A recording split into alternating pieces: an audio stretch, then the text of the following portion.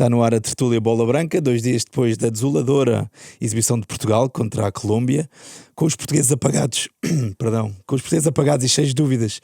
Tivemos um Ramas Rodrigues a honrar o futebol sul-americano do passado. Roberto Martínez chamou esse jogo um teste valioso.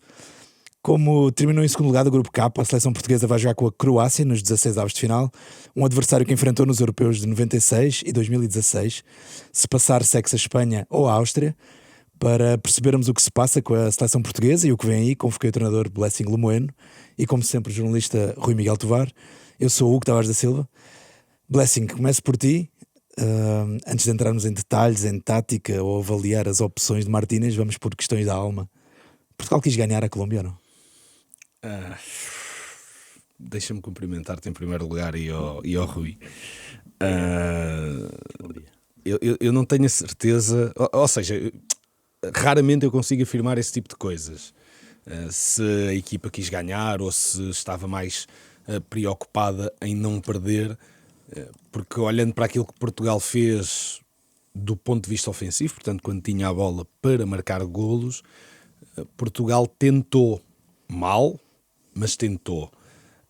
E desse ponto de vista não tenho a certeza que tenha havido na mentalidade dos jogadores ou até na preparação do jogo algo que pudesse colocar isso em causa. Pese embora as declarações do nosso selecionador Roberto Martínez antes do jogo, quando disse que lhe era perfeitamente indiferente ficar em primeiro, em segundo ou em terceiro, que são declarações um pouco estranhas, tendo em conta o emparelhamento que Portugal poderia encontrar de seguida. Mas pronto, vamos assumir que Roberto Martínez acha que a equipa até rende mais e joga melhor com equipas mais fortes e, portanto, o emparelhamento era-lhe mesmo indiferente. Acho que, se calhar, a Colômbia quis mais ganhar o jogo que Portugal. Não é que Portugal não quisesse, mas se calhar a Colômbia quis mais. E o Rui, vou tirar aqui um bocadinho uma bolachazinha ao Rui, tenho quase a certeza que ele gosta do futebol desta Colômbia. Quem não gosta, para lá. Não, digo isto porque aqui e noutros espaços o Rui tem falado muitas vezes da forma como o futebol está muito sistematizado, não é? Uma linha de montagem parece que é tudo igual, e esta Colômbia, pelo menos no meu entender, do ponto de vista tático, ofensivo e defensivo, é exatamente o oposto. Não faz nada daquilo que está na moda. Nada. E eu acho que isso é de uma frescura deliciosa. E traz-nos aqui argumentos para depois discutirmos outras coisas. Acho que já vamos entrar por aí. Disseste exatamente a razão pela qual eu vou comprar a camisola da Colômbia. Provavelmente. Rui, antes de dizeres o que é que achaste do jogo, claro, o Blessing tocou ali naquela questão do selecionador dizer que é indiferente, basicamente perder ou ganhar é desporto. Mesmo que seja verdade, ou seja, que seja indiferente jogar com a Espanha ou com a Áustria ou com a China, perdão, um treinador de uma seleção portuguesa não tem que dizer sempre que ganhar é o caminho? Bom dia. Sim, claro, é essa a tendência, que não tenho um histórico de declarações dos selecionadores nacionais. Não me lembro o que é que disse o Fernando Santos depois daqueles jogos maus também do europeu. Disse 2016. Disse sempre que ia ganhar. Pois. Sempre. Obviamente falando do jogo melhor ou pior, mas disse sempre que ia ganhar o europeu. Continuava convicto nisso, então é diferente. Aqui é difícil. Muito bonita. Acho que pior que os jogos, de facto, têm sido as conferências de imprensa, porque são estados de espíritos que não batem com a minha... Primeiro com o que eu vejo. E depois há uma palavra... Por acaso agora lembrei-me desta piada. Há um sketch, que não é sketch, porque é um livro da Mafaldinha, o que é que será? Uma tira da Mafaldinha, que ela está na escola com o Manolino, não é? Da Mafalda do Quino, não é? Do Argentina. E ter uma sala de aula e a professora pergunta ao Manolino uma palavra por P. E a Mafaldinha lá vai a asneira. E ele levanta-se todo orgulhoso, o Manolino, que não era um aluno brilhante, longe disso, e diz política, e a Mafalda, pronto, lá vem a asneira e é mesmo. E aquilo que eu sinto é que ele tem vindo a ser cada vez mais político, e isso incomoda-me, porque aquilo que ele diz não é a realidade, é outra coisa, né? É isso. Portugal jogou muito mal, eu não vi o jogo porque adormeci, e não é pela hora, é mesmo porque de facto um jogo muito... Eu estava indignado, não, eu ao intervalo eu estava chateado, indignado, porque eu gosto mais da seleção do que do Sporting, e fico mesmo chateado quando jogamos mal e não temos atitude. Que acho que é uma palavra também que devia constar deste dicionário e que não é falada pelo selecionador, que, insisto, tem vindo a ser bastante político. Isso incomoda-me. Aquela maneira de suavizar um problema que é evidente, ou uma realidade. Ele diz que não é aquilo. E tu, ao dizeres isso, a tua pergunta, né, sobre o tanto faz, não, ele até disse que não fazia estar em primeiro lugar, não fazia a parte dos planos, não. Qual é que é mesmo, entre aspas, eu não me lembro, mas era uma coisa que eu, quando li, fiquei... enfim, incomoda-me, claro. Falar sobre atitude, deixa-me já agora só meter esta. Claro. Ricardo Quaresma, campeão europeu em 2016, não é? Li, sim. Já comentou que até me surpreendeu ele, como dizem os espanhóis, se morra. Quaresma, se morra. E falou em falta de criatividade, ok, isso conseguimos todos chegar lá, mas depois falou em falta de alegria, vontade e garra. Para um gênio normalmente não são palavras que costumam ser usadas, não é? Sim, claro. Portanto, tem que ser evidente. Sim, e o Ricardo Quaresma, eu acho que disse isso a semana passada ou há 2 semanas, era o grande porta-voz da seleção, porque ele, cada conferência de imprensa dele era diferente de todos os outros. E neste aspecto, até agora no europeu, a única pessoa que eu vi ser diferente foi João Cancelo. Não se queixou das críticas, disse só, por favor, apoiem-nos, porque nós queremos o vosso apoio, não é? Enquanto que os outros foram um bocadinho atrás das queixas e das críticas, e não podemos ser assim, e há pessoas que não querem que a gente ganhe. O Cancelo foi de um modo diferente e gostei de o ver. Sobre o Quaresma, sempre foi um rapaz, um homem, com um discurso diferente, muito à frente até, na seleção, nunca seguiu um guião, parece-me, ou se seguiu, tipo, olhou para aquilo e não vou dizer isto. Muito menos a jogar. Vou dizer, exatamente. É tudo bom, não? Vou dizer o contrário. E até foi a única pessoa que se meteu, que confrontou o Carlos Queiroz depois daquele polémico Portugal-Irão, a seguir ao 1-1 do Mundial 2018, que ele até pôs, não sei onde, no Instagram, no Facebook, até pôs aquela bufetada do Batman ao Robin, não é? Aquele meme clássico. Pronto. Ele fez isso, portanto, ele de facto é corajoso. Ainda bem que ele disse isso, porque acho que é a ideia de todos os portugueses. O jogo foi muito mau, demais, e não pode ser. É assim, depois de empatarmos com o Congo, num jogo fraco, já sabia que íamos reagir. Isso era previsível. Também porque era o Uzbequistão, era fácil. Mas entre o primeiro e o segundo jogo, mesmo sabendo que íamos reagir, a minha questão foi: eu quero é que haja uma reação a uma eventual goleada ao Uzbequistão. Eu quero é que o terceiro jogo seja em crescendo. E não foi. Daí a minha decepção. É que eu acho normal reagir à decepção do empate. Mas depois do 5-0, que é um resultado mentiroso porque o adversário não existe, o que se passou foi totalmente o contrário. E voltámos nem sequer à estaca zero. Acho que regredimos. E claro, o Blessing tem razão. A Colômbia quis ganhar. A Colômbia joga diferente do futebol normal. A Colômbia se calhar era candidata, não é? Diz. Se calhar era candidata. Vai ser brutal, mas vai ser arrumada já pelo Gana. Do Carlos Queiroz.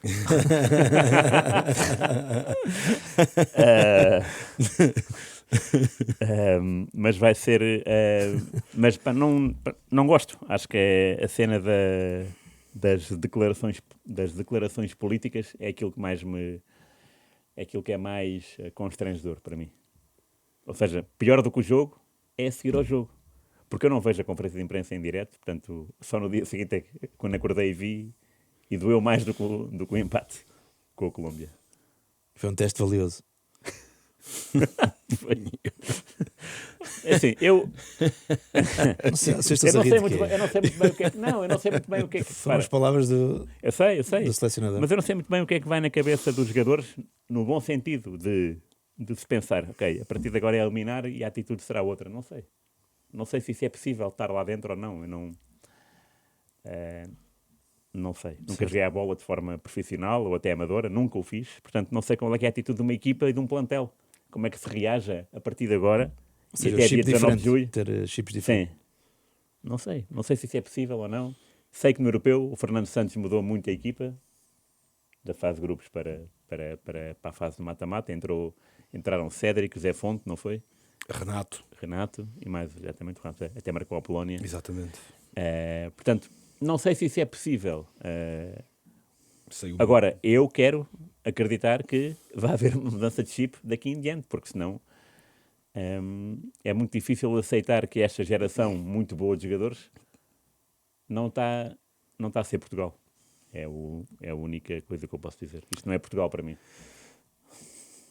Blessing, deixa-me, sei lá, aproveitar o teu conhecimento e sabedoria, etc. Mas eu ia pensar que ias-me perguntar porque é que eu me estava a rir.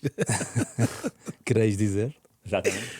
Não, porque eu acho engraçado que estejamos aqui agora a analisar, obviamente por causa do que está em causa, o Campeonato do Mundo é a maior prova, o maior palco do futebol. Desde a existência do futebol não existe prova maior do que o Campeonato do Mundo. E estamos a analisar o discurso do Roberto Martínez, que é sempre igual desde o primeiro dia. E a maior parte das pessoas, aquilo que eu ouvia dizer, é que ele estava muito preparado, comunicava muito bem e conseguia responder ao adepto comum, por assim dizer. Mas aquilo que sempre me pareceu é que, de facto, ele é muito bom a não responder àquilo que lhe perguntam. E o Rui falava das conferências de imprensa dele serem uma fábula. A mim sempre me pareceram muito, muito assim. Colocavam-lhe questões muito específicas, muito concretas, e ele não respondia, ia sempre por outros caminhos. E depois, muito por culpa desta dinâmica de conferência de imprensa que existe no mundo inteiro, exceto na Premier League, a Premier League, em que o jornalista coloca uma questão, o treinador responde e o jornalista tem a possibilidade de continuar em cima do treinador mas, não sei quantas perguntas é que eles têm direito, mas tem ali um diálogo. Isto é impossível noutros meios, porque acredito que se isso acontecesse com o Roberto Martínez, ficaria muito explícito e muito óbvio a toda a gente que ele não responde à maior parte das perguntas que lhe são feitas, e portanto eu estava-me a rir por causa disso. Então deixa-me lá perguntar-te, já que estás aí dentro da cabeça de Roberto Martínez. Não estou dentro, não. Não estou. Não sei se queres estar também. Porquê que Ruben Neves jogou e não João Neves? Boa questão. Eu acho Ou porquê que achas que jogou? Eu acho que Ruben Neves jogou por dois motivos. O nosso selecionador Roberto Martínez tem um respeito muito grande pelas instituições, quero eu dizer pelos estatutos. Ruben Neves é um dos jogadores que mais jogos tem na seleção, faz parte do grupo de capitães de equipa e ainda não tinha jogado. Portanto, aquilo foi uma forma de lhe mostrar que ele tinha importância. E depois, também me parece que do ponto de vista tático, agora falando da cabeça do treinador, foi atrás de um jogador que saísse menos da posição do que o João Neves e que estivesse, quando a equipa perdesse a bola, numa posição mais estável do que aquelas que o João Neves costuma estar. Tendo jogado ele mais pelo lado direito, também pressuponho que ele quisesse ali uma ajuda mais estável ou mais presente, por assim dizer, ao Cancelo para criar uma jaula para o Luís Dias. Porque o João Neves é um tipo que salta à frente para pressionar, ok, depois recupera atrás, mas é um jogador mais de dar passos em frente do que propriamente ficar na posição. Ainda que, e eu acho que o problema está aí, se o selecionador dissesse ao João Neves para ficar, ele ficaria, não tenho dúvidas. A par de Vitinha, de Bernardo Silva, se calhar o jogador que taticamente o treinador conseguiria controlar melhor, se assim o quisesse. Pronto.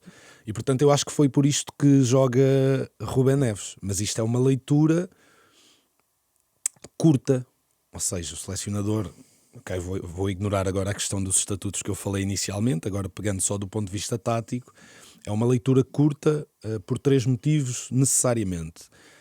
A primeira, Rubén Neves não iria garantir que a equipa tivesse mais posse de bola. Vamos imaginar que ele opta por tirar João Neves para colocar Bernardo Silva. Tu pensas, ok, perdes aqui qualquer coisa do ponto de vista da agressividade defensiva, para pressionar mais à frente. O Bernardo Silva vai ser um tipo que, se tu lhe pedires, vai estar estável na posição e garantes que a equipa vai ter mais bola, porque o selecionador sente que é importante que a equipa tivesse mais bola.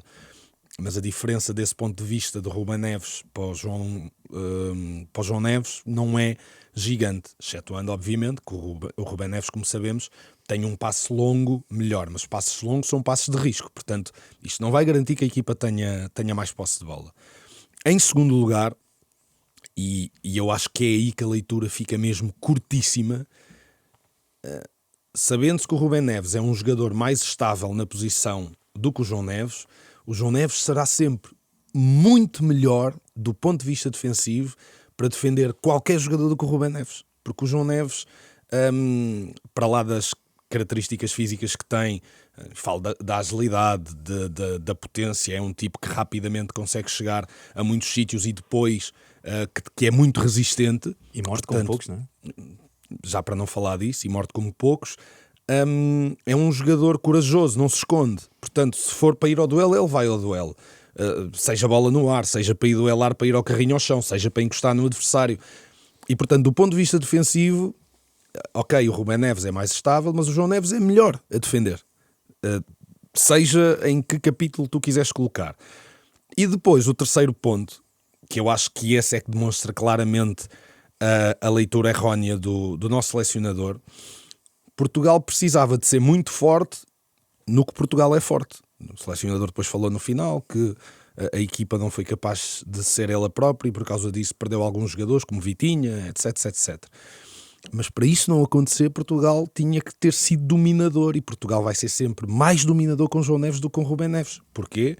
Porque no momento em que a equipa perde a bola, e isto iria sempre acontecer necessariamente, João Neves é um jogador fenomenal a recuperar, a ir pressionar, a vir para trás, a posicionar-se e a defender como lateral, ou algumas vezes a entrar na linha defensiva a defender como central. Portanto, aquilo que me pareceu a preparação do jogo, o plano de jogo do ponto de vista estratégico, acho que a leitura do selecionador foi péssima. As substituições nem quero comentar, porque acho que não há, para além de não haver rasgo, não há grande lógica, excetuando a entrada do Rafael Leão, que acho que toda a gente percebeu que o jogo estava bom para o Rafael Leão, mas é um jogo de impulsos individuais. E a seleção tem um problema muito grande com o nosso selecionador, que parece, acho que a caricatura perfeita é a Torre de Babel, em que cada um fala a sua língua e todos eles querem impor a sua língua ao colega, mas o colega não percebe, e então aquilo não funciona. É uma equipa partida que ofensiva e defensivamente não funciona bem. E eu sei, vamos falar, mas pelo menos os jogadores têm liberdade para agir. É verdade, essa liberdade funciona dependendo dos jogadores que tu tens. Se tu não tiveres jogadores que saibam usar essa liberdade, então é preciso estruturar um bocadinho, ordem, né? Estruturar um bocadinho mais a coisa, não é? E eu acho que é isto que falha, e tem falhado muitas vezes na seleção nacional, que é os jogadores. Nós olhamos para os jogos e são raros os jogos em que percebemos que há ali um coletivo. E é isto. A Colômbia é um coletivo muito, muito forte, na minha opinião. Não sei se é candidato ou não, mas é um coletivo muito forte. Portugal não é um coletivo. E isto marca diferenças. A sensação que eu tive, enfim, a ver e depois a pensar um bocadinho, até para escrever a crónica para aqui para o site, parece que tudo o que foi feito foi sempre em função dos outros. Ou seja, criar ali uma jaula, tal jaula para Luís Dias. E mal, eu nem quero discutir isso. Digo mal porque o lado mais dinâmico da Colômbia era o outro corredor. Por isso é que quase todos os ataques de perigo da Colômbia vieram do corredor direito. Quase todos. E sem o Munhoz. E sem o Munhoz. Portanto, e para mim essa leitura tática também muito má. Muito má. E sendo que o Luís Dias depois porque felizmente abençoados não são europeus, e largou a linha de cal e começou a jogar por dentro também. E devem ter ficado surpreendidos quando ele saiu do lugar, não é? Mas dizia, tudo o que foi feito parece nesse sentido de reagir a algo. O Dalot entrou ao intervalo também com o João Neves, parecia para refrescar esse lado direito outra vez. Depois, eu não sei, Tovar, agora ia-te perguntar primeiro se sentiste isto, mas depois entra Samu Costa por Vitinha. Não sei se achas que a Constituição devia proibir saídas de Vitinha ou não, mas lá está, é mais um travão de mão ou não no jogo de Portugal? Achas que houve aqui... Parece sempre que que a equipa estava satisfeita, se calhar, com o que tinha, ou queria segurar algo, não sei. Pior do que isso, sim, pior que isso é a declaração no final, mais uma vez, insisto nessa tecla, dizer que já utilizou 22 jogadores quando o Mateus Nunes, por exemplo, 21. Quando o Mateus Nunes entrou aos 90 mais 2, como se fosse um guarda-redes, não é? Isso não é utilizar um jogador, jogar 2 minutos. O jogo foi muito bom porque já utilizamos 21 jogadores. Pois é isso. Não tem. Pá, aí também fiquei pronto, incomodado e chateado, porque não me revejo nem no estilo de jogo, nem nas substituições, nem na forma como se entra para a primeira parte ou se reentra para a segunda. E estavas a falar das substituições amargas, não é? Do ponto de vista, de todos os pontos de vista, menos o Rafael Leão, e aí estou de acordo com o Blessing. É muito confrangedor ver a seleção sem chama nenhuma e sem vontade de ganhar, porque é isso que eu senti no jogo todo. Como eu te digo, na segunda parte não posso opinar porque a verdade é essa, que eu adormeci. Portanto, a primeira parte eu vi e aguentei-me. A primeira parte foi má, a segunda parecia a primeira. Mas foi muito... Não gosto. E sim, eu percebo. Eu percebo isso que disseste do Vitinha e da Constituição Portuguesa. É muito... Eu quando vi a placa, fiquei tipo, porra, mas porquê, não é? Porque é isto. Porque parecia um atropelo a seguir um a seguir ao outro. Exatamente, é isso mesmo. É isso mesmo. E era uma dor de alma. Eu espero que de facto isso seja corrigido, mas é assim, como é que se corrige isso? Quem é que fala? Quem é que orienta? Quem é que pode mudar o chip? Não é só uma pessoa, são várias, não é? Digo eu. E é bom que a partir de agora se faça esse exercício de olhar para dentro e perceber que isto não funciona. Que isto não se pode jogar assim, porque assim não se vai a lado nenhum. É preciso ter mais, como disse o Quaresma, essas características todas. Era o quê? Garra, fantasia, alegria. Criatividade, alegria. E criatividade.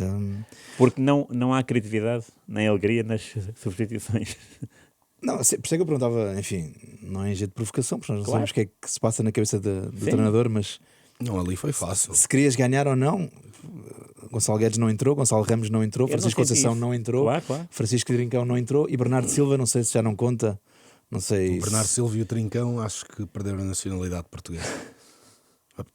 Já para não falar do Ramos, mas estes dois particularmente acho que, sei lá, são polacos ou uma coisa assim. Polónia não está no Mundial, mas deve ser polacos. Gonçalo Ramos, achas que prefere pipocas doces ou salgadas? Está muito bem a filmar os jogos. Acho que é um absurdo. Acho que tudo nisto é um absurdo. Porque expõe demasiado o outro tema que está sempre aqui no meio, não é? Uma questão muito interessante, eu percebo porque é que o Samu entra, não é? O Samu entra claramente porque o selecionador sente que o meio campo está a perder força ou a capacidade para defender, mas o problema começava no jogador que estava à frente dos dois médios, que era o Bruno Fernandes. Há um adepto no final do jogo, por acaso não costumo ouvir muitas coisas dos adeptos, não acho na maior parte das vezes que tenha sumo, mas há um adepto que diz, que estava lá no estádio e que diz, eu gostava de ver o GPS do Bruno Fernandes, porque é verdade, a partir de determinada altura, na segunda parte sobretudo, mas já em alguns, nos últimos minutos da primeira, o Bruno Fernandes não correu, andou. Ele parecia desligado, completamente desligado da equipa e do jogo. Completamente. Contrariado até. E tu olhares para aquilo e não começares querendo refrescar, trazer mais energia à equipa, mais agressividade ou até segurar o jogo, não tirares o Bruno Fernandes é um absurdo. Ou seja, é uma coisa que a mim não me cabe na cabeça. E portanto ele tira o Vitinho porque sente isto. os colombianos estão a entrar e estavam a A equipa entrar está à muito. partida também, não é? Que é mais pedal. E então, se o objetivo era defenderes melhor, ok, vou meter um jogador com características defensivas melhores. Está certo. Mas vou deixar estar em campo um dos jogadores que está a ser grande causa do problema no corredor central. Pá, não sei se o Bruno estava cansado, se estava indisposto, se era do clima, se estava desligado do ponto de vista mental. O que eu sei é que ele não é normal no Bruno Fernandes. Certo. Isso é seguro. Pá, acho que foi a primeira vez que vi o Bruno Fernandes neste registro. Confirmado, Epá, não é? mas Isso tem é que assim. sair. Tem que sair. Então, mas começaste a tua declaração com a história dos Claro. estatutos. Pois é isso. Esse para mim é que é um dos grandes problemas. Este respeito pelas instituições acaba por ser depois um profundo desrespeito para todos os outros. E eu não sei como é que os outros se sentem. Falei do Bernardo, do Trincão, do Gonçalo Ramos. Podemos falar de muitos outros. E poderíamos não estar aqui a falar se a seleção em campo estivesse a justificar, mas não está. Mas isso foi assim, por exemplo, em 2002. O apuramento foi com uns, a fase final foi com outros. E é por isso que se contratou o Scolari, não é? Pois. Para acabar com isso. E resultou. Porque resultou. chegámos a 2 meias finais. A uma final e uma meia final. Não, do mas Mundial. ainda por cima, o Scolari do primeiro para o segundo jogo faz uma revolução na equipa. Claro, sim, Portanto, sim, perdemos o primeiro jogo Sim. Bem, e venha ao Porto. faz uma. Sim, senhor, vamos embora. Claro. Deixa o Rui Costa no banco. Certo. É o Rui Costa. Martínez teria Deixar o Rui dificuldade. Costa no Certo, banco. certo. Mas isto cabe na cabeça de alguém. Que loucura, não é? Para não falar de outros jogadores, o Fernando Couto, do Fernando Couto, não, Jorge Costa, Sim, se não sim. estou em erro. Não. Fernando Couto e Couto. Jorge Entrou o Ricardo Costa. Carvalho e saiu. Entrou o Nuno Valente também, que não tinha sido titular no primeiro jogo. E saiu o Paulo Ferreira, entrou o Miguel. Enfim, houve uma revolução na equipe. E bem, entra o Cristiano não foi titular no primeiro jogo, entrou. Nem no segundo. Nem no Nem no segundo. O segundo foi suplente, entrou e até fez a jogada para o gol do Rui Costa, os dois saídos do banco. É a jogada de suplentes. Com a Espanha deu cabo do Raul Bravo. Aí é o primeiro jogo a titular, não é? Pois. Mas pronto, mas a ideia aqui é que chega a determinada altura, na gestão do jogo ou do grupo, que tu tens que abanar e tens que mexer qualquer coisa. Mas é isso que eu senão as espero que coisas aconteça não- agora, não a partir vão de andar. agora. Pronto, e respondendo, eu acho que é possível mudar o chip. Eu acho que Aliás, este exercício que estamos aqui a fazer, pelo menos no meu entender, não é uma visão catastrofista a dizer Portugal assim não vai conseguir. Eu já vi equipas a jogar exatamente como Portugal está a jogar, que é não jogar nada, a conseguirem chegar longe e a conseguirem eventualmente ganhar provas. Pode acontecer. Agora, ficam duas certezas. Uma, que a equipa está muito longe de jogar de acordo com o potencial individual que tem. Duas, que por causa disso, e ainda que a equipa possa ter sucesso a jogar desta forma, e acredito que ainda possa mudar, mesmo não mudando, Portugal pode ter sucesso. Portanto, os resultados depois são uma coisa completamente, ou muitas vezes, separada daquilo que foi o jogo e que se passou dentro de campo. Por exemplo, tens Diogo Costa, se calhar se não tens Diogo Costa perdias o jogo, mas empataste, não é? 6 defesas. E mais do que isso, tu chegas ao final da fase de grupos e não perdeste um jogo. Isto é argumentário, não é? Quer dizer, jogamos tão mal, mas não perdemos. Há quanto tempo é que não perdemos um jogo? Tens saudades do hino de 2016? Não tenho, mas nos grupos do Mas está WhatsApp com ar já disso, está, está com já ar está aí. Não, por acaso não acho que esteja, porque em 2016 tu defendias bem. Não, era tipo Itália de Defendias antigamente. Portanto, o Fernando Santos tem esse mérito. Não, está com ar disso as gigante. pessoas a lembrarem-se. Sim, mas esta A equipa é equipa completamente não diferente. defende bem. Não. Não defende bem. E, portanto, não defendendo e não atacando bem, não estou com esse feeling. Agora, pode acontecer. E os Isto é rapazes futebol. jogavam à frente há 10 anos também não eram maus. Sim, e os de agora também não. se tu metes esta equipa, mesmo a jogar como Fernando Santos montou a equipa para 2016, a defender bem e a sair, tens uma equipa Certo. candidatíssima. dúvida. Candidatíssima. Sem dúvida. Mas Portugal não é a atacar nem a defender. Espero que as coisas mudem, espero que as coisas melhorem. Acho que há tempo para o fazer, há tempo para mudar o chip, há tempo para tudo.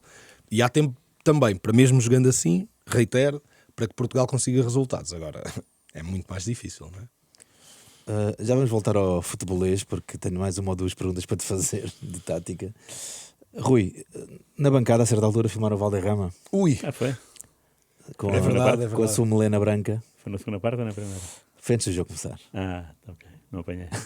Muito bem. E, enfim, eu, ao ver Rames a jogar a bola, parecia que estava a levitar.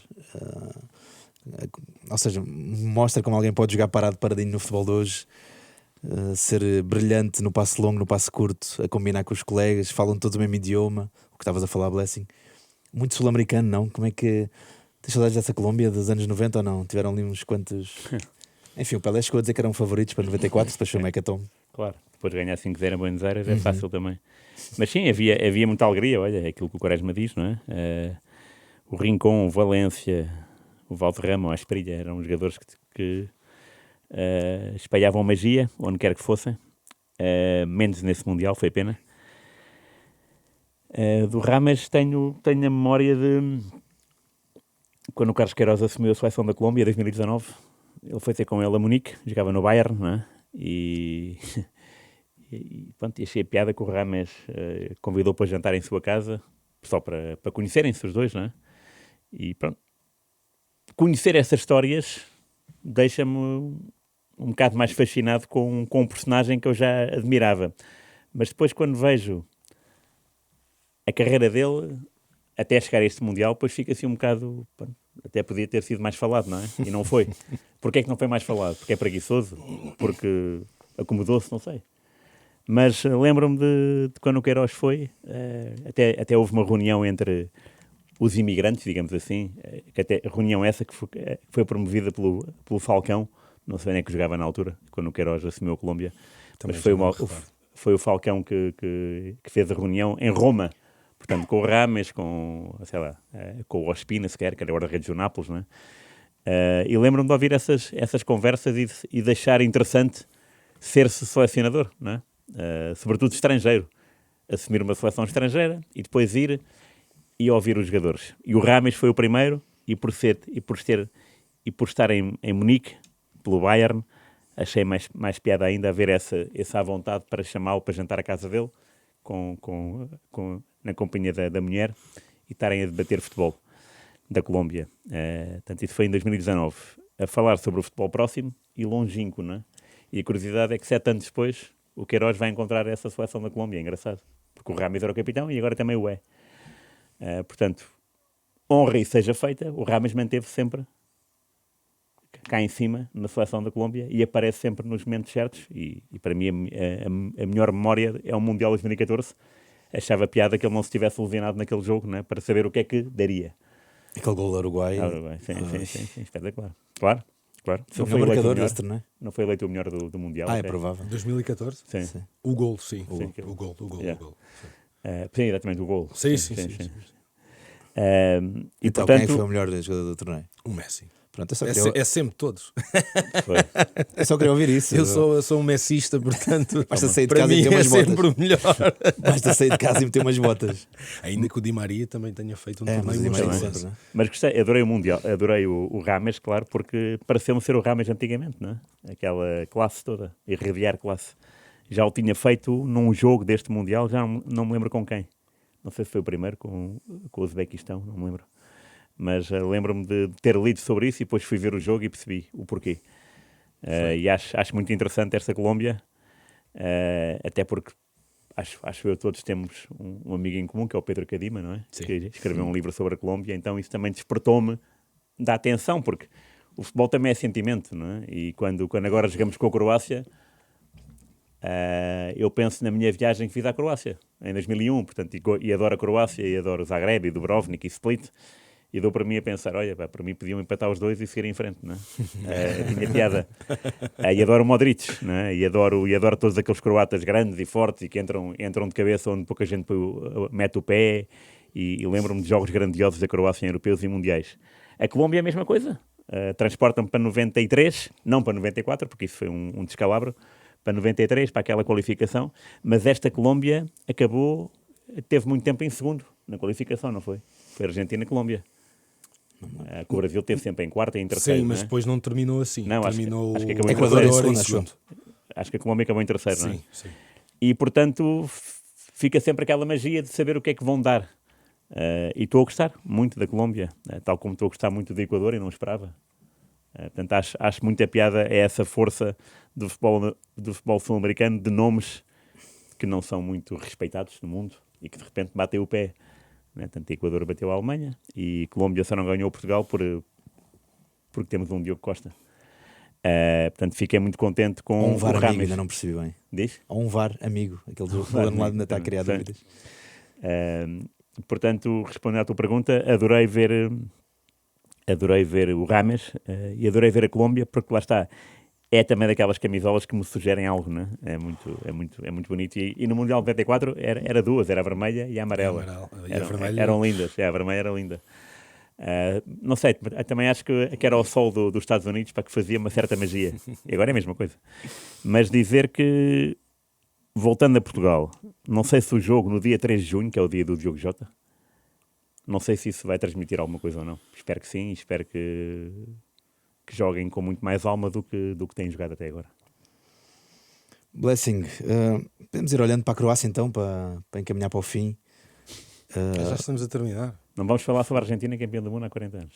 Nem tive, Não vamos Já falar vamos, disso. para acabar Portugal. É nem porque não tive- sei. Ok, então Deixa-me vá. interromper. Vá. nem tive o meu momento Rames, nem nada. Nem Enfim, jogaram, isto- não jogaram isto com é real. avançado e Bom, foram campeões do mundo. Vou fazer uma Argentina. pergunta. Não jogou com avançado. O Maradona era o número 9. O Bilardo já disse isso várias vezes. O Maradona era o número 9 dessa seleção. Bom, um 9 faz tudo, não é? É o Em falso vez de nove. falso 9, é um o verdadeiro falso 9. Claro. É o Um falso verdadeiro 9. tudo. Claro. E que sabes o gol do Valdano, a história do gol, que é o 2-0 na final, à RFA. Que ele começa a jogar de lá atrás. Sim. Sim. E depois no festejo, ele, Valdano, né? Começa lá Ele atrás. já contou, já não me lembro o que é que ele disse. O Maradona, no festejo, descansa, que eu vou fazer a tua posição. Não te preocupes. Fogo. Espetáculo. É pá. Ele era muito generoso, não é? Fogo. Dizer isso no festejo. Ele, calma. Ele era muito generoso. Blessing, já agora, deixa-me voltar então ao presente. Que tal Rames? Gostaste? Não, fabuloso. Acho Fazer que as pazes com o futebol. Subscrevo as palavras do Rui. Acho que o Rames é um gênio. Acho que é do tipo de jogador que toda a gente gosta de ver futebol. Aliás, fala-se muito de faltarem jogadores pelos quais as pessoas vão aos estádios. O Rames é esse tipo de jogador. Proporciona momentos de espetáculo inolvidáveis. É impossível tu olhares para aquele jogador cada vez que ele tem a bola nos pés e não ficares na expectativa de perceber o que é que vai acontecer a seguir, ou com a sensação que vai acontecer algo que depois pode ser mais ou menos importante. Mas o Rames ainda pertence a essa estirpe. Há alguns jogadores desses, felizmente, estão neste campeonato do mundo, uns a jogar mais, outros a jogar menos. E Felizmente, há mais que menos, porque este Mais Mundial que tem menos. sido dos goleadores, não é? Sim, Daqueles que a sim, gente sim. esperava alguma coisa e confirmaram-se. Não é? Os avançados, Mbappé, o Haaland, os médios, o Messi. ofensivos estão a aparecer. O Kane, Exatamente. está toda a gente, está toda a gente, o Vini Júnior, está toda a gente Sim, a conseguir. exatamente. É isso mesmo. Então, acho que, e é justo dizer-se isto, esta Colômbia nunca funcionaria tão bem sem o Rames, e eu acho bonito que, apesar de todo o fulgor físico que a equipa toda tem, em todos os jogadores, que o selecionador Néstor Lorenzo, seja-lhe feita uma vénia, tenha conseguido dizer assim: amigos, pá, nós somos todos muito bons, pá, mas há aqui um gajo que é mesmo diferente de vocês. Pá, e eu preciso de encaixar este gajo na equipa, então vocês vão ter que tapar os buracos que ele deixa. E pronto. E eles, sim senhor, mister, não há problema. E acho genuinamente isto maravilhoso. E aliás, a forma como eles pressionaram no primeiro e no segundo jogo, agora contra Portugal alteraram, já fizeram um bocadinho como nos Jogos Amigáveis de Março, achei poderosíssimo, porque ninguém faz aquilo. Só o Liverpool do Klopp é que pressionava em 4-3-3, com os 3 jogadores na frente, quase na mesma linha, a pressionarem os defesas adversários e depois deixar o resto aos médios. E quando estes eram ultrapassados, não recuam imediatamente, vão recuando. E quando a equipa recupera a bola, Jesus. Portanto, eu acho que é uma equipa muito boa. em organização ofensiva, obviamente não sai a jogar muitas vezes, mas é muito bom em organização ofensiva, é muito boa na transição ofensiva e é muito boa a defender, apesar de ter claramente um jogador que faz menos, que é o Rames, e ainda bem. E até Assim meteu um podemos avançado vê-lo. para o futebol direto do guarda-redes, para servir de pivô muitas vezes. Neste jogo sim, mas eu tenho dúvidas que vá manter esta aposta. Eu acho que ele tentou gerir de alguma forma alguns jogadores. Não tenho a certeza do que estou a dizer, mas acho que tentou fazê-lo, sabendo-se que apenas precisava de um empate para passar à próxima fase. Acho que tentou gerir alguns jogadores. E portanto não tenho a certeza que se vai manter, porque eu acho que uma das coisas boas desta equipa colombiana, para lá dos nomes, é a complementaridade entre os jogadores. E tu olhas para o Luís Soares, é inteligentíssimo, olhas para o Luís Diaz, é inteligentíssimo, o Rames é inteligentíssimo, o Puerta é inteligentíssimo, mesmo o Arias é muito inteligente, e andam ali todos, o Munhoz a compensar os movimentos uns dos outros, a ver o que é que o colega está a fazer, o que é que falta à equipa, e o Luís Soares faz isto melhor do que o homem que sofreu o penalti do Rubén Dias.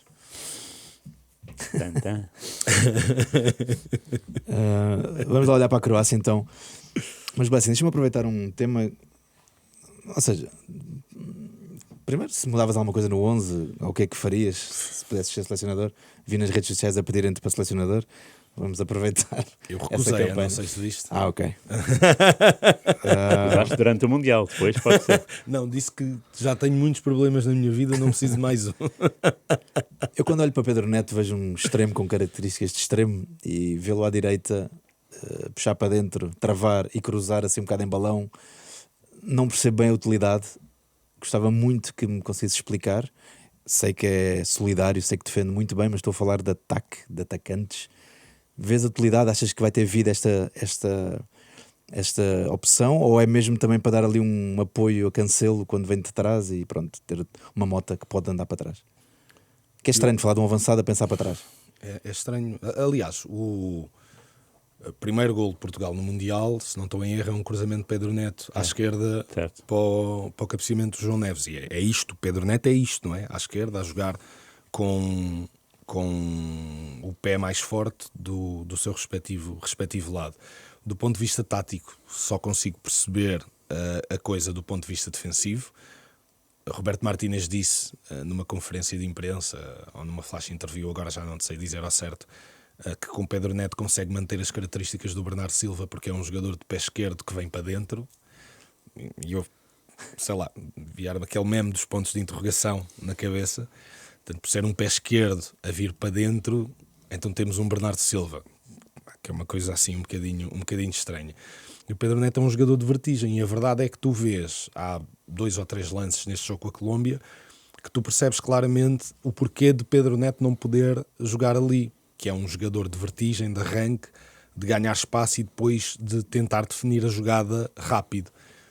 E ele, nesses 2 ou 3 lances que são jogadas de espaço, e ele até consegue bater o primeiro e o segundo adversário, ou era só um adversário e consegue bater o adversário, mas depois, como tem que travar para procurar o pé esquerdo, porque o pé direito do Pedro Neto não é muito bom, é como o pé esquerdo do Rafael Leão. Como tem de travar, depois ele perde aquilo que ele ganhou nos primeiros metros, aquelas vantagens, e portanto o impacto que ele poderia trazer enquanto extremo, jogando pelo lado esquerdo, do lado direito perde-se completamente. Portanto, eu só percebo Pedro Neto ali do ponto de vista defensivo e só.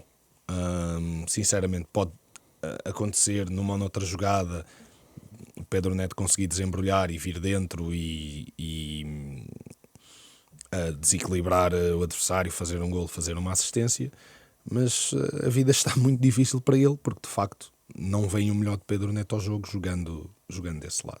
Até o Chico Conceição é mais... Toda a gente, Francisco Conceição, o Francisco Trincão, claro. o próprio Bernardo Silva, que eu não gosto de vê-lo jogar ali, acho que ele é médio, não é extremo, mas são outras discussões. Ou seja, qualquer um dos outros pés esquerdos que Portugal tem faria melhor do ponto de vista ofensivo e traria mais coisas à equipa do ponto de vista ofensivo do que propriamente Pedro Neto ali. Agora, a justificação para isto também pode ser outra. Pode ser Pedro Neto é um jogador com quem o selecionador conta muito, precisava de acomodar João Félix na equipa, e João Félix é um jogador que naturalmente, não sendo avançado ou 10, é preferível que jogue na meia esquerda, e portanto o Pedro Neto que faça a posição que sobra. E por isso pode ter essa justificação tática não tanto focada no que é que o Pedro Neto pode trazer de melhor à equipa, mas eu não quero tirar o Pedro Neto, quero meter o João Félix fica melhor aqui, então o Pedro Neto que fica para o outro lado, que lá está, mais uma vez, do ponto de vista tático, de pensamento de treinador, me parece curto, mas é o que é. Tovar, vem a Croácia. Se Portugal passar, tem Espanha ou Áustria. Convém lembrar que se tivesse passado em primeiro lugar, que nunca seria fácil mesmo que se tentasse realmente, porque a Colômbia é espetacular, teria Gana de Queiroz e a seguir Suíça ou Argélia, portanto se calhar era diferente. Mas o que é que achas que vai acontecer? Como é que tu vês com a Croácia? Se quiseres podes misturar aí uns pontos históricos de geração de ouro em 96 também jogou com a Croácia. Sim. Depois em 2016 já falámos de Quaresma, foi ele que resolveu. Modric ainda lá anda, passado 10 anos. Sim. Como é que vês esta... Bem, esse jogo de 2016, lembro perfeitamente do jogo. Foi o único de Portugal que eu não via ao vivo e a cores, porque foi em Lance e não havia voos diretos para lá. Uma grana seca.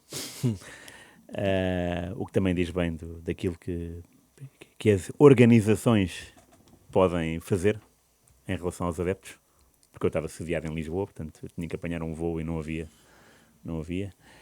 Lembro que foi um jogo muito pobre, 0 remates à baliza até ao último minuto. À baliza. No último minuto a Croácia atirou à baliza. O Rui Patrício defendeu para o poste, não foi? Foi. E na jogada é Ronaldo. O Ronaldo remata quando devia ter sido golo. Não, exatamente. O Renato é que dá para a direita. O Ronaldo remata. Não é golo. O guarda-redes defende para a frente. Quaresma, mas... Sim. E, portanto, foi um jogo muito pobre. Lembro-me das críticas ferozes ao nosso jogo de futebol sem balizas e de termos permitido um ascendente territorial à Croácia, de termos entregado a bola. E até me lembro de no dia seguinte, ou 2 dias depois, encontrei o Futre em algum lado, não sei onde, e ele, Ruizinho, já viste isto, pá, não sei o quê, a nossa seleção. E eu, pois, é verdade. Uma semana e meia depois eu estava no Stade de France, no relvado, a festejar com este blazer que trouxe hoje. O gol do Éder. Todo contente com o Diogo Pombo, com a Mariana Cabral. Sim, eles estavam... Foste ao relvado? Fomos todos ao relvado, em Rui Frias. O futebol é isso mesmo. Mas é curioso, estavas a dizer, deixa-me só dizer os 11 não, o meio campo, William, João Mário, Adrian e André Gomes, são amigos da bola todos, não é? Sim. Mas do outro lado havia bichos como Rakitic, Modric, Brozovic, Badeli. Sim, lembro-me bem dessa Croácia. A Croácia tem sempre grandes seleções. Esta, para mim, eu fiquei maravilhado com o jogo com a Inglaterra, porque foi daqueles primeiros jogos que me agarraram à televisão. Pois foi. Foi brutal, adorei o jogo. Exato. Físico, ataque, ninguém desistiu. É verdade que a Inglaterra depois na segunda parte até apertou mais e dominou mais, mas adorei.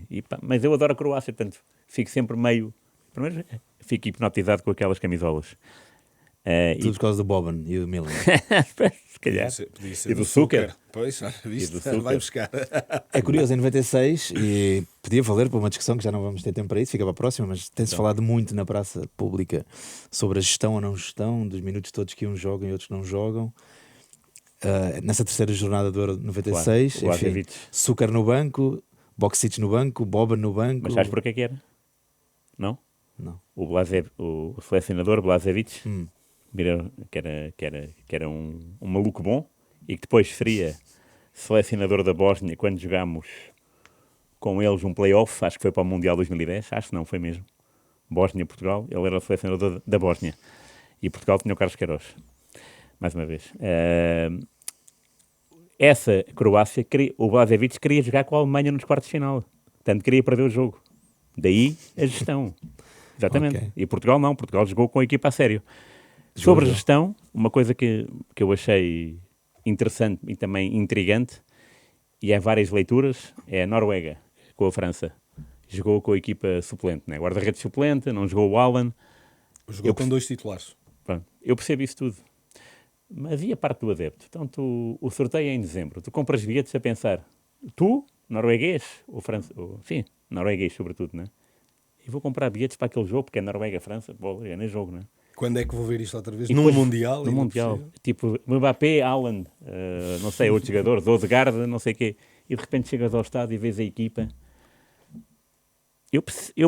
Eu acho que percebo o lado É um do bom- selecionador. É um bom ponto. Mas, pá, então tu mudaste de continente, compraste bilhetes, meu, gastaste um dinheirão para ver o quê? Para ver a tua seleção jogar um futebol que não é a tua seleção, porque entretanto esvaziou.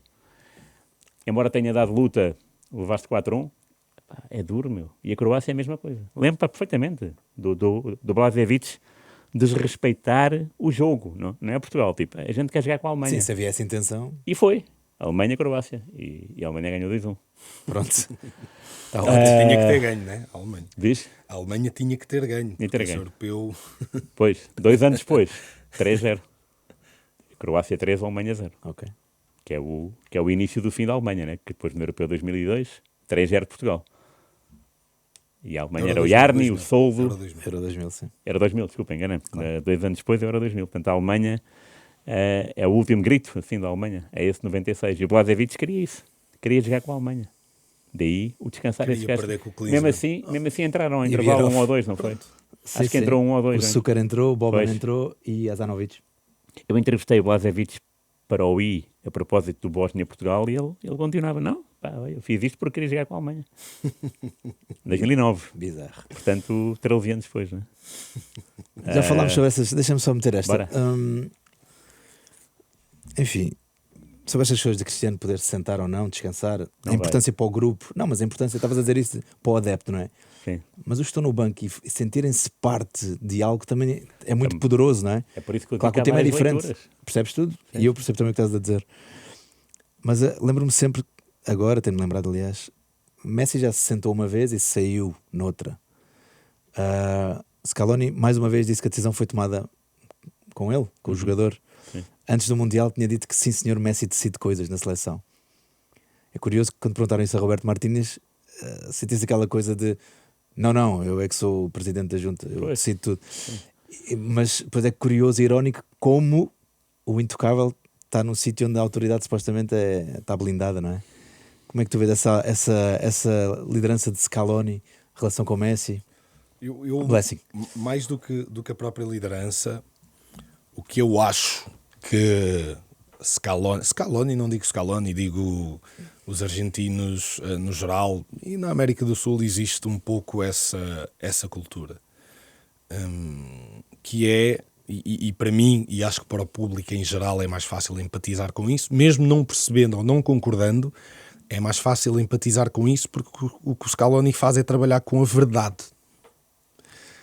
A Argentina tem um jogador especial, mas Portugal também tem um jogador especial. A Croácia também tem um jogador especial. Então porquê é que vamos esconder que esses jogadores são especiais ou vamos dizer que esses jogadores são iguais aos outros? Acho que do ponto de vista da gestão de tudo que está ali à volta, parece-me melhor trabalhar com a verdade. E, portanto, para as pessoas, mesmo para aquelas que não concordam, é muito mais fácil de lidar com isso porque sabem com o que é que contam. Pá, o homem diz isto e é isto. Não é? Diz, não, aqui são todos titulares e são todos suplentes. E isso não é verdade, como diz o nosso selecionador. Não é verdade. Portanto, porque quando lhe é perguntado sobre muitas coisas, falando relativamente ao Cristiano, ou ao Cristiano não estar a fazer isto ou não estar a fazer aquilo, ele puxa sempre dos estatutos, vai buscar sempre os galões, é o melhor marcador de sempre da seleção, é o melhor marcador de sempre numa data de coisas, sei lá, vai buscar sempre o passado. Portanto, isto significa que de facto o histórico que o Cristiano tem, por mérito do próprio Cristiano, faz com que ele seja um jogador especial. E por que não diz ele? O Cristiano é um jogador diferente no espaço da seleção.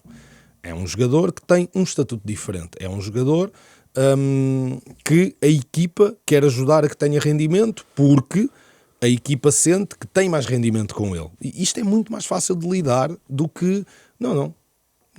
Isto aqui todos jogam, todos saem, todos entram, todos. E, portanto, a dimensão que para mim é criticável ou que é elogiável naquilo que Scaloni faz é simplesmente ele estar a dizer a verdade. E depois podemos discutir se esse estatuto que é conferido se é benéfico ou prejudicial. Podemos discutir se a equipa joga melhor ou joga pior com a presença ou com a ausência do jogador. Podemos discutir uma série de coisas. Mas não vamos estar a discutir, a perder tempo, a dizer, o selecionador diz que jogam todos e que aquele pode jogar, mas depois joga sempre o Cristiano e depois o Cristiano nunca sai. Assuma-se logo que o Cristiano é um jogador especial na equipa. Não tem... Pode ter um ou outro problema, mas mesmo para a própria equipa, para a gestão do próprio grupo, parece-me que trabalhar com a verdade é melhor. Gestão de expectativas, não é? Gestão de expectativas dos próprios jogadores, ou eles percebem e estão dentro e já sabem o que é que está ali, ou então, não concordando, obviamente, poderão até ficar de fora porque não concordam, mas sabem com o que é que vão trabalhar. Eu, treinador, digo ao meu jogador, olha, tu vais ter muitas hipóteses de jogar quando tenho um gajo à frente dele que está a ter um rendimento brutal, etc. Não, eu não posso dizer isto a um jogador. Tenho que lhe dizer, amigo, estás a treinar bem, estás a trabalhar bem, mas está ali aquele monstro ao lado. E, portanto, vai aceitar isso melhor ou pior, mas isto é verdade. E eu acho que esta dimensão de verdade é importante, e por isso é que eu digo que a Argentina e Scaloni, ou na pessoa de Scaloni e a própria Federação da Argentina, gere muito melhor o monstro que tem ali do que Portugal, porque acho que gere com verdade. E isso é mais fácil para depois todos nós sermos empáticos no sentido, ok, pronto, é aquilo. Depois, logo se vê. Rui, que dado é que tu preferes? Os sete jogos a marcar de Messi Bola, estava agora a pensar nisso. no Mundial, Incrível. igualando Jairzinho e Justo Fontaine, não é? Mas ele não bateu agora um recorde qualquer, não sei qual foi, agora neste golo. Neste gol, é este, 7 jogos a marcar. É este? Sim, e 19. Igualou. Igualou, sim. Em princípio vai-se superar no próximo jogo e até o final da vida dele. Ou, dizia eu, este recorde, ou o facto da Argentina ter levado uns 500 kg de carne e já vai nos terceiros churrasco. É, Homenageando assim o que tu queres falar, de México 86. verdade, bem visto. Até tinha o pai de Diego na grelha. Essa história do Mundial 86 tem piada, porque começa muito antes de 86, muito antes mesmo, porque o Bilardo, quando era jogador, e ele foi um jogador dos Estudiantes, foi campeão sul-americano e até mundial, da Taça Intercontinental, o treinador dos Estudiantes era um muito conhecido, o Zubeldia, não sei como é que se diz, mas é Zubeldia, e acho que o acento agudo no I. É como o do Fluminense, se calhar é família. Pronto. Esse é reconhecido como o primeiro treinador a meter jogadores a marcar cantos do lado contrário. É reconhecido isso. Portanto, o Bilardo teve nessa equipa, que era uma equipa fantástica, que tinha o pai do Verón também. E o que é que o Zubeldia fez no início da sua era no Estudiantes, na sua era dourada dos Estudiantes, foi churrasco de polho, de frango. Perdeu. Semana seguinte, churrasco de polho. Perdeu. Nunca mais. Agora é assados. E o Bilardo levou isso para a seleção. Assados sempre. Okay. E eles fizeram sempre, em todos os jogos. Antes dos jogos. Depois jantavam polho, frango. No dia do jogo, depois do jogo, faziam jantares sempre no tal restaurante do amigo do Bilardo, que tinha jogado com ele nos Estudiantes e cujo nome me escapa, e que morava no México já na altura. Portanto, acho que a convivência é saudável, não é? Portanto, para estarem a recuperar isso dos assados, e recuperar, não sei, porque não sei se em 2014 fizeram, se em 2018 fizeram. Mas o que eu acho curioso nesta história é o Ronaldo fazer história na terça-feira, porque marcou pelo 6º Mundial seguido, portanto foi o primeiro jogador a marcar em 6 fases finais, e o Messi 3 dias depois bate esse recorde dos 7 jogos seguidos.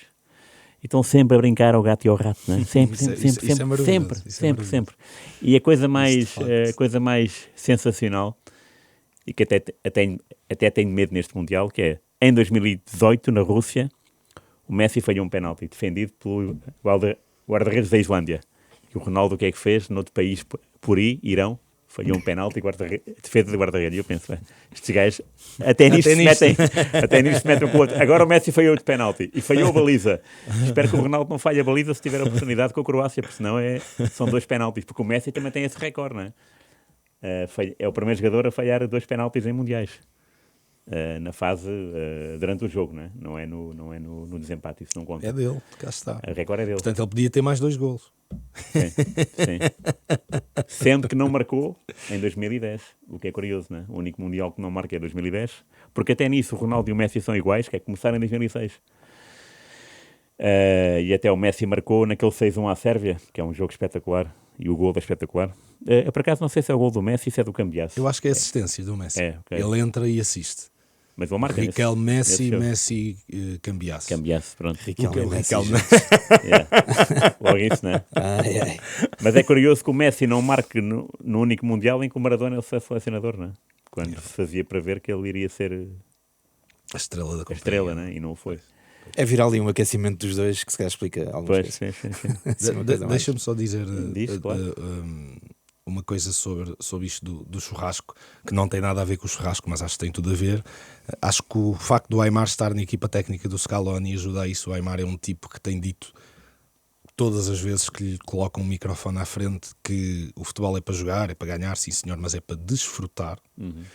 Disse-o inúmeras vezes antes do Mundial e já agora dentro do Mundial, que iriam passar 40 dias juntos e para passarem bem precisavam de bons momentos juntos. É evidente que a equipa da Argentina está a ganhar, porque se não estivesse a ganhar já se ia falar do churrasco e 30 por uma linha, mas acho que teres alguém com esse tipo de sensibilidade lá ajuda. E eu não sei se vou falar mais, mas tenho que dizer que este Mundial está a ser bom e mau por muitos motivos, mas o pior deles todos está representado na grande mancha que é o tratamento dado à seleção do Irão.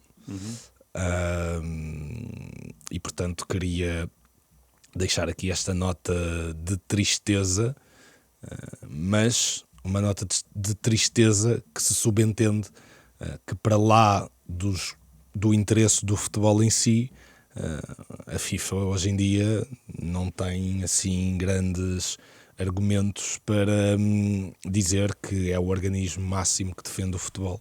Porque na sua prova maior, em que deveria ser exemplar em tudo, está a fazer tudo ao contrário. E portanto, mas tiveram anos, décadas.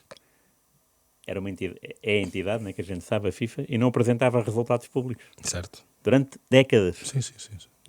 E agora, que ia por baixo. E agora permite o discurso musculado contra a imigração, não é? Aquela questão do árbitro.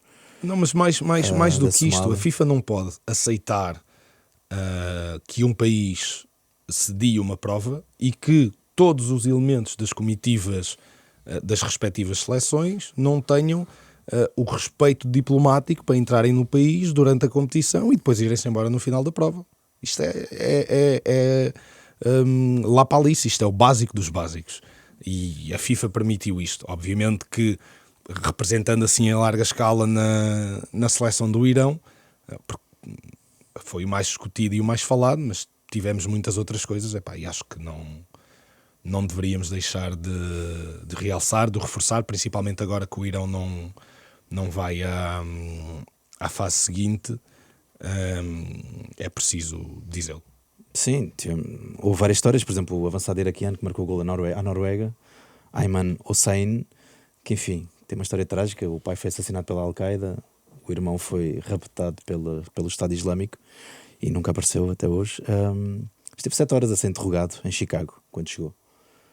Então há aqui uma certa dignidade a levar tiros como nunca.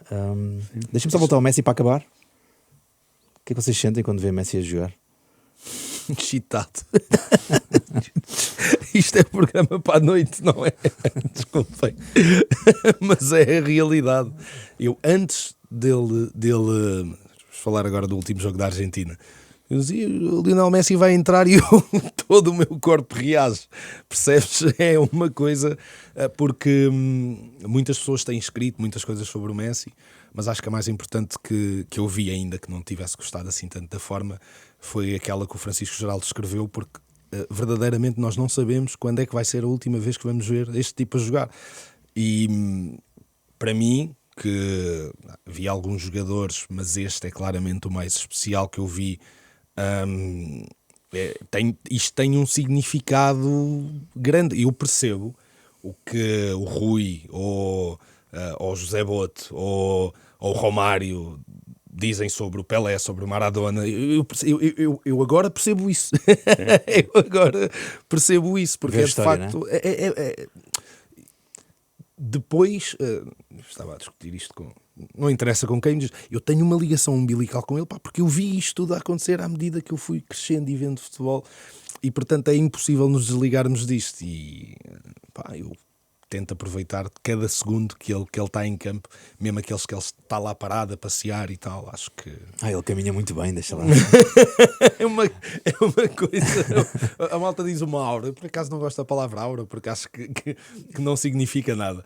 Mas não sei, a mim faz-me feliz. É isto, faz-me feliz. Eu senti isso quando foi o primeiro jogo. Eu acordei à meia da noite e vi 3-0 e depois fiz o scroll down do jogo Messi.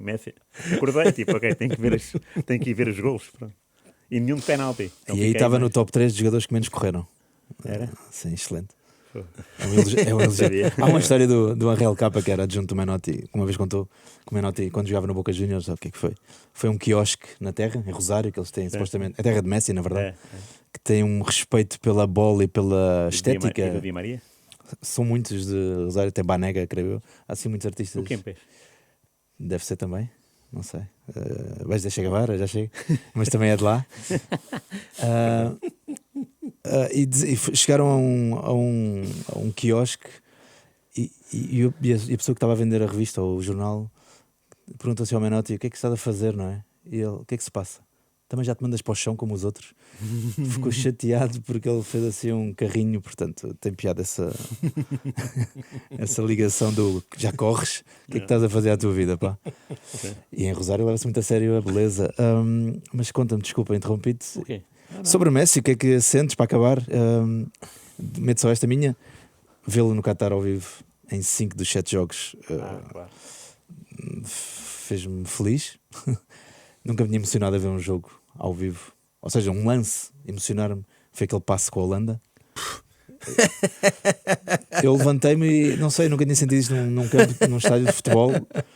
Fiquei ok.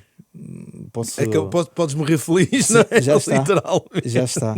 Eu fiquei mesmo feliz. Porque vi uma coisa muito difícil e impossível, não é? Sem ver a repetição, ou seja, ali eu percebi isto não pode ter acontecido, não faz sentido nenhum. Pois. Mas pronto, fecha-te o programa com o Messi, será o Messi ficará honrado, certamente. Tenho 2 memórias dele ao vivo. Uma é os 4 gols do Arsenal. Estava lá com o Rui Pedro Silva. Ui, em que Camp Nou. jogo. Eu tinha chorado se tivesse visto. Acho que foi o jogo Bentner. no O estádio. Bentner marcou o gol do Arsenal, não é? E o Messi marcou os 4. E há um gol que é fora da área, que é um pontapé, que eu estava... Portanto, o lance foi aqui, eu estava acima de mim, só havia adeptos do Arsenal. Era a bancada deles.